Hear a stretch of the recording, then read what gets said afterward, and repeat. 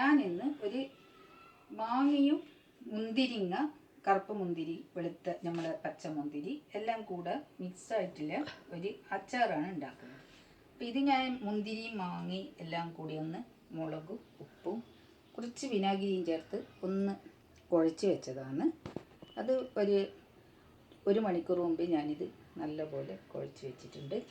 ഇനി നമുക്ക് അച്ചാറുണ്ടാക്കാൻ തുടങ്ങാം. ഞാനൊരു പാത്രം അടുപ്പത്ത് വെച്ചിട്ടുണ്ട്. ഇതൊന്ന് കത്തിക്കട്ടെ. ഞാനിത് വെളിച്ചെണ്ണയിൽ തന്നെ ഉണ്ടാക്കുന്നത്. എന്നുവെച്ചാൽ ഇത് അധിക കാലം വെക്കുന്ന അച്ചാറൊന്നുമല്ല, നമ്മൾ പെട്ടെന്ന് ഉപയോഗിക്കാൻ എടുക്കുന്ന ഒരു അച്ചാറാണിത്. പക്ഷെ നല്ല ടേസ്റ്റ് ആയിരിക്കും ഇതിന്. ഇത് നമുക്ക് എന്തിൻ്റെ കൂടെയും കഴിക്കാം. ഞാനിതിലേക്ക് കുറച്ച് കടുക് ഇട്ട് കൊടുക്കുന്നുണ്ട്, കുറച്ച് ഉലുവ കൂടി ഇട്ട് കൊടുക്കുന്നുണ്ട്. അതൊന്ന് പൊട്ടട്ടെ. ഞാനിതിനൊരു പ്രത്യേക മസാല പൊടിച്ച് വെച്ചിട്ടുണ്ട്. കായ്മുളക്, കുരുമുളക്, പിന്നെ വെളുത്തുള്ളി, കടുക് എല്ലാം, ജീരകം എല്ലാം കൂടി ഞാൻ തന്നെ പ്രത്യേകം പൊടിച്ച് വെച്ചൊരു മസാലയാണിത്.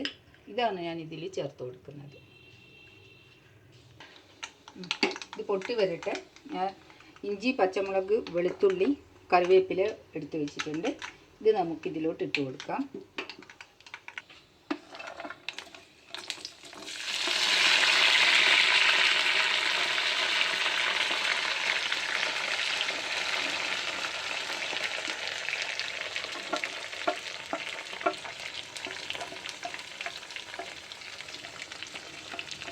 ഇതൊന്ന് അതിൽ കടന്ന് മൂക്കട്ടെ.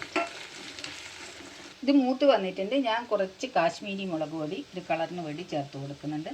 ഇത് അധികം വെക്കാൻ പറ്റൂല, എന്ന് വെച്ചാൽ കരിഞ്ഞു പോകും മുളക് പൊടി. ഇത് ഞാൻ കായം, ജീരകം, കടുക്, ഉലുവ ഇതെല്ലാം കൂടി ചേർത്ത് വെച്ച, കായ്മുളകെല്ലാം ചേർത്ത് വെച്ച ഒരു മസാലപ്പൊടിയാണ്. ഇത് ഞാൻ ഇതിലോട്ട് ഇട്ട് കൊടുക്കുന്നുണ്ട്.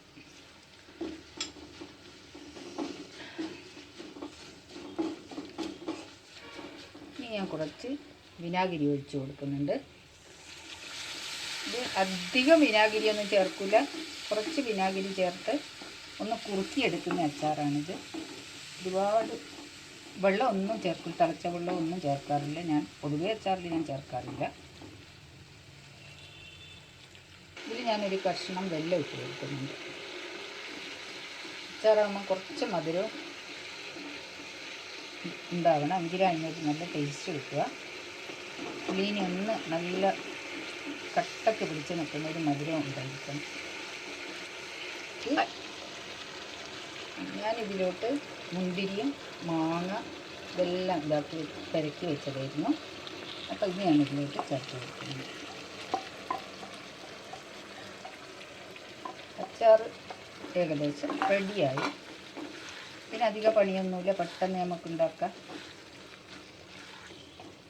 ചോറ് വിളമ്പുമ്പോഴേക്കും ഉണ്ടാക്കാൻ പറ്റുന്ന അച്ചാറാണിത്. പക്ഷെ സ്വാദ് നല്ല പറയേണ്ട സ്വാദുമാണ്. അങ്ങനെ എൻ്റെ എത്രയും പെട്ടെന്ന് ഉണ്ടാക്കാൻ പറ്റുന്ന അച്ചാർ ഇവിടെ റെഡി ആയിട്ടുണ്ട്.